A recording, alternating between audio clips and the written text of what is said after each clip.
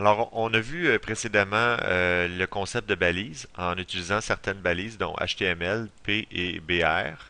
On va maintenant voir un peu plus loin en analysant de comment est fait la structure de base d'une page web en HTML et ses différentes sections les plus importantes. Alors, pour faire ça, on va se créer un nouveau fichier HTML qu'on va appeler, disons, balise de base.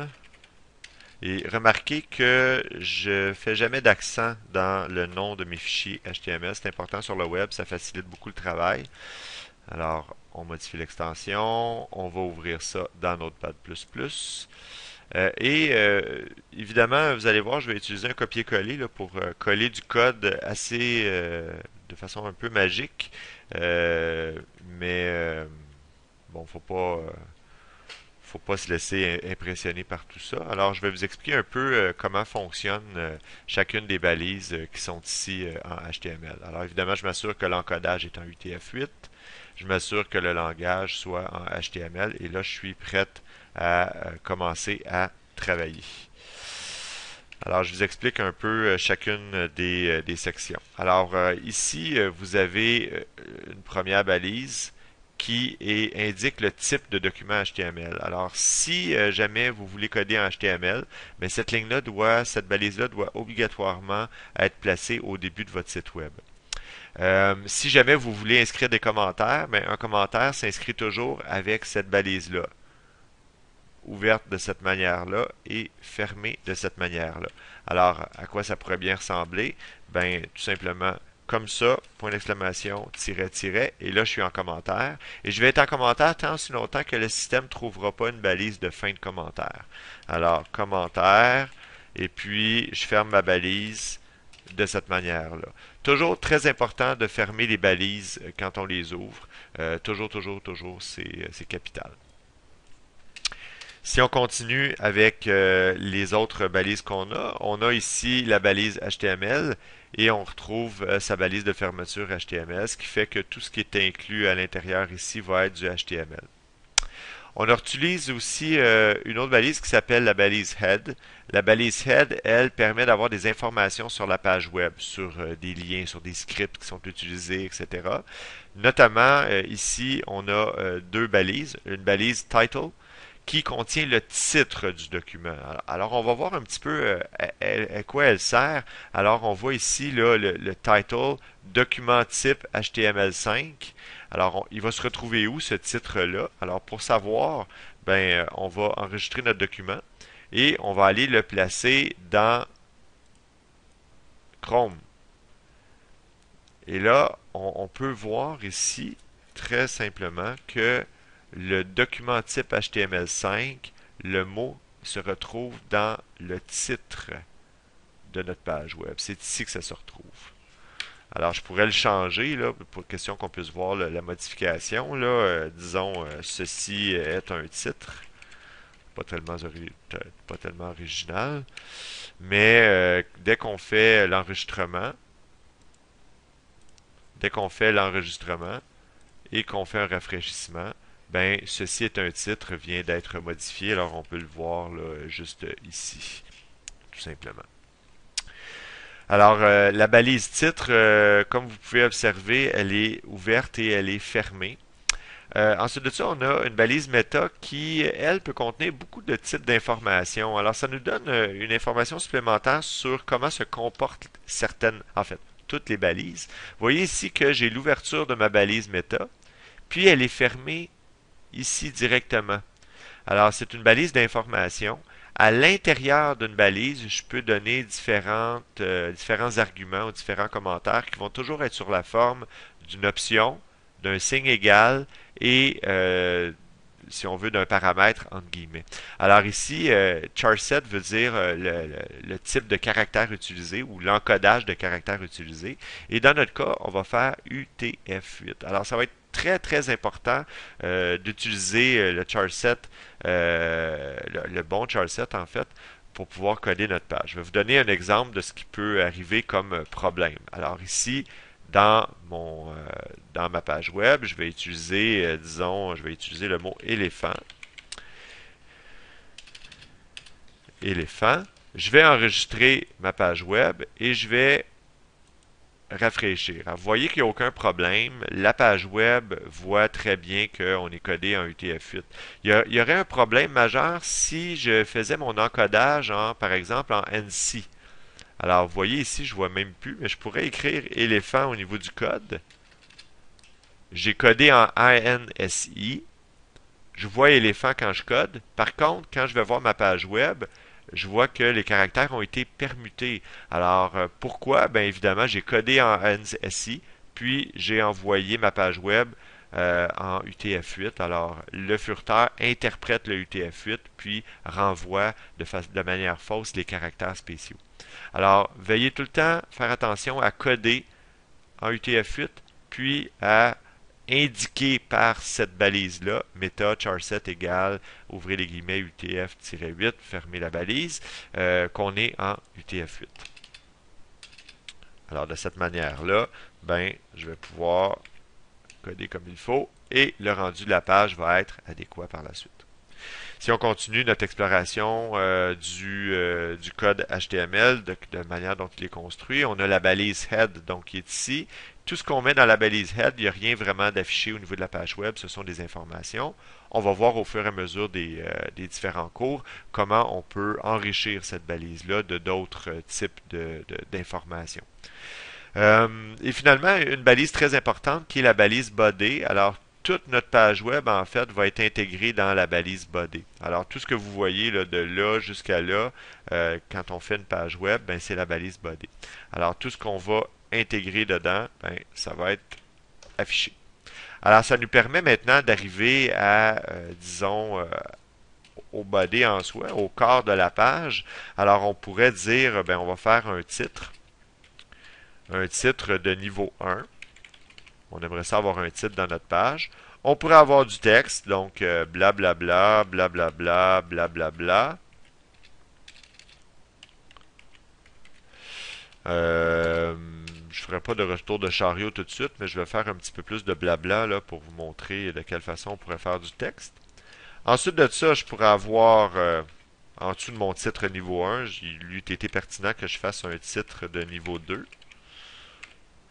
Ensuite de ça, je pourrais avoir un autre titre de niveau 2. Et ainsi de suite, je pourrais avoir des types de niveau 3, etc. Alors, je vais répéter un paragraphe pour mon titre de niveau 3. Alors, techniquement, en général, un texte pourrait ressembler facilement à ça. Si j'enregistre et je regarde de quelle manière le furteur le voit, ben on voit que c'est pas tellement intéressant. Alors, nous, ce qu'on va utiliser, c'est certaines balises pour pouvoir organiser notre texte. Alors, le titre de niveau 1 va s'insérer dans une balise de type H1 pour Header 1. On n'oublie jamais de fermer notre balise. Donc, fermeture de la balise H1 pour indiquer au furteur que c'est ce qui est entre l'ouverture et la fermeture de balise qui doit être de niveau 1. Évidemment, vous aurez compris que ici, on peut faire une balise de niveau 2 qu'on va refermer automatiquement. Alors, étant donné que je suis paresseux, je vais aller copier mon code ici pour mettre un titre de niveau 3.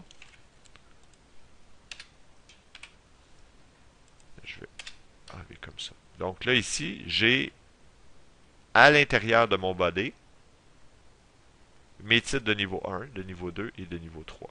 Ici, je vais m'assurer que ce soit un paragraphe. Donc, je vais y mettre une balise P que je vais reproduire à la fin pour fermer ma balise. Et je vais insérer aussi une balise P ici que je vais reproduire à la fin. Alors, j'enregistre le tout et je croise mes doigts pour constater que l'organisation du texte est faite de façon instantanée. Évidemment, vous allez me dire, ouais, mais c'est pas très joli, j'aimerais ça avoir des changements au niveau du titre, au niveau des paragraphes, j'aime pas les caractères. On ne fait aucun changement au niveau des titres, au niveau des paragraphes complets en HTML. Le tout, ça va être fait en CSS. Donc, tout ce qui est global, la manière dont ça ici et ça ici c'est affiché, c'est la CSS qui va le modifier. Par contre, si je veux modifier, mettre l'emphase sur un élément ici, là, je vais utiliser du HTML pour pouvoir modifier l'emphase d'un seul élément dans le texte. Alors, j'ai plusieurs moyens de mettre de l'emphase. On va voir trois manières de le faire. La balise EM, la balise strong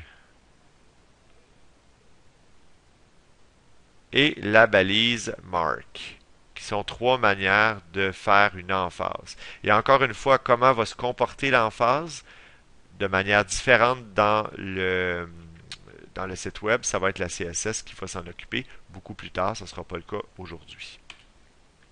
Alors, je commence ici dans mon paragraphe. Disons que ici j'ai un texte qui est important.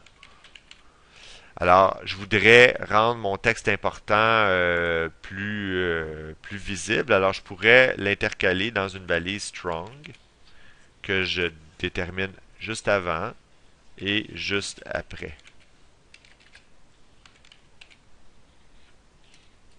Alors, vous voyez que j'ai oublié de fermer ma balise. Et voilà. Donc, l'éditeur de texte me montre l'ouverture et la fermeture de la balise. À quoi ça ressemble de notre côté? Ben, texte important devient en gras, tout simplement. Alors, je peux l'agrandir pour qu'on puisse bien voir. Là. Texte important en gras. Si jamais je veux modifier quelque chose d'autre, je pourrais mettre ici souligné en jaune avec la balise marque. Donc, marque. Je pourrais fermer ma balise. En fait, je dois fermer ma balise. Alors, texte aussi important, souligné. Ah, pas souligné, surligné, pardon. Souligné. J'enregistre, je regarde qu'est-ce que ça a l'air ici. Alors, j'ai mon texte important aussi surligné. Et finalement, je pourrais avoir du texte en italique. Alors, une section de texte en italique ici avec la balise EM. Alors, EM ici. Je vais écrire texte placé en italique.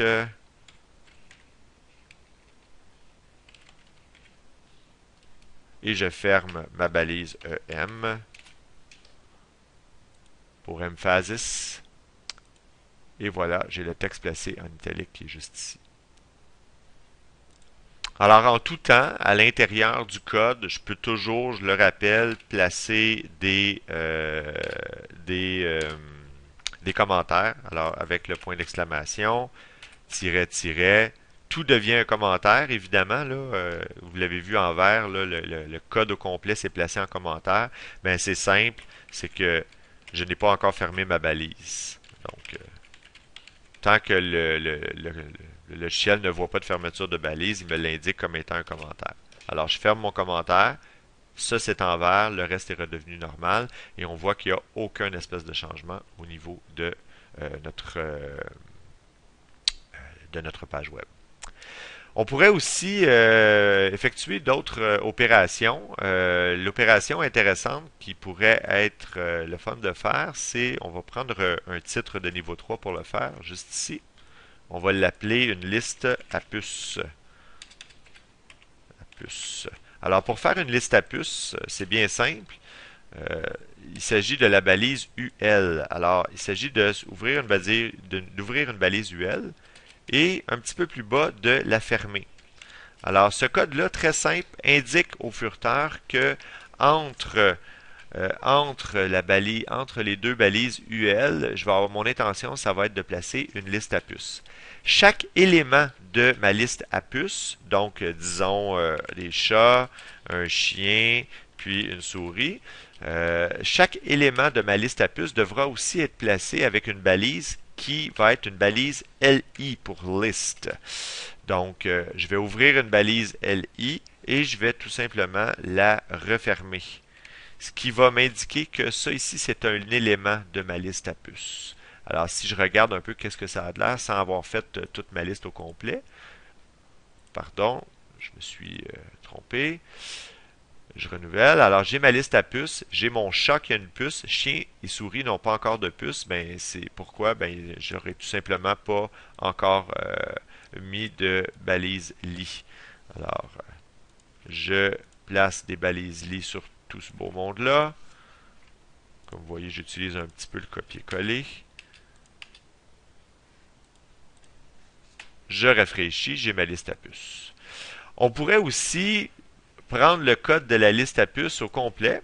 Alors ici, j'ai le code de la liste à puces au complet.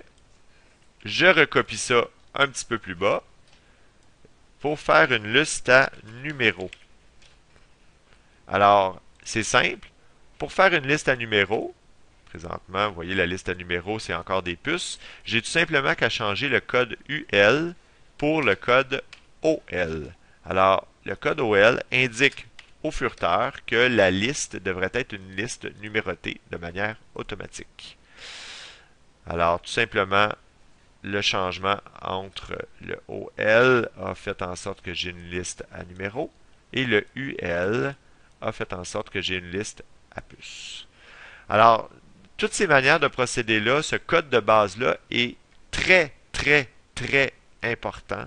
Alors, veuillez noter que lorsque vous allez coder à la fin et que vous allez placer votre site web, le lien entre les mots que vous allez utiliser au niveau de votre titre dans le header, les mots que vous allez utiliser dans les titres de niveau 1, de niveau 2, de niveau 3, les mots que vous allez considérer comme importants dans votre texte, pourvu qu'il n'y en ait pas un à tous les deux mots, les mots qui vont être placés en italique, les listes à puces, et tous ces items-là vont être importants au niveau du référencement. Alors, un référencement, c'est quoi? C'est lorsqu'on est évidemment placé en priorité plus ou moins grande au niveau des résultats dans un moteur de recherche tel que Google ou Bing. Alors, c'est pour ça que c'est important de faire ça. Alors, pour l'instant, c'est pas important au niveau visuel de notre site web. Ce qui est important, c'est d'être capable d'effectuer du code pour placer le texte dans des types, dans des catégories avec les différentes balises qu'on a vues. Une dernière chose, au niveau du code, ce qui va être très important de faire, et là je vais me permettre d'agrandir cette fenêtre-là, c'est que le HTML devient un peu mêlant assez rapidement. Alors on va essayer de placer les balises de manière, disons, organisée. Alors le head va être à ce niveau-là, le body aussi, et je vais placer tous les éléments à l'intérieur du body de manière décalée. Alors je vais m'assurer que, par exemple, tous mes paragraphes qui sont à l'intérieur d'un titre 2 soient placés comme tel. Mon titre 3 va être placé aussi comme ça ici. Tous mes paragraphes vont être au même niveau. Et je vais m'assurer... Oups! Évidemment, ce n'est que visuel. Hein, ça ne change rien au niveau du site web. C'est juste que pour coder, ça va être beaucoup plus facile de voir les items comme ça.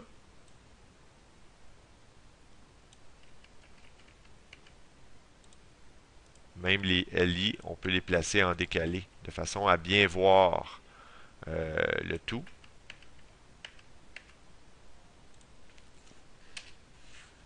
Et voilà, comme ça.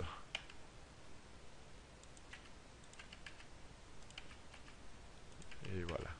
Donc, on s'assure que tout notre code HTML soit bien placé. Même éléphant, si je veux être conséquent, il faudrait que je le mette au même niveau que mes P d'en haut. Alors, comme ça, ben à ce moment-là, on peut voir le code de façon beaucoup plus simple. Alors, quand on code, c'est très important de se laisser des marques visuelles en plaçant le code HTML de façon intelligente. Alors, on a vu dans ce vidéo-là les différents types de balises. On a vu les balises HTML, les balises head, qui vont contenir des informations par rapport à la page web, dont le titre qui est très important et le codage de caractères. On va en voir d'autres plus tard. La balise body qui contient tout le site web. Des titres de niveau 1, de niveau 2, de niveau 3. Des paragraphes. Et on a vu qu'à l'intérieur des paragraphes, ben, on pouvait mettre de l'importance en mettant en gras du texte, en mettant du texte qui est souligné ou en mettant du texte en italique. Ne jamais appliquer une balise strong, mark ou EM sur un titre au complet ou sur un paragraphe au complet. Toujours sur des éléments de texte. Tout ce qui est la modification du visuel va être fait plus tard avec la CSS. On a vu aussi des listes à puces qu'on a appelées grâce à UL ou des listes à numéros qu'on a appelées grâce à OL, puis on a appris que les éléments de ces listes sont des balises LI.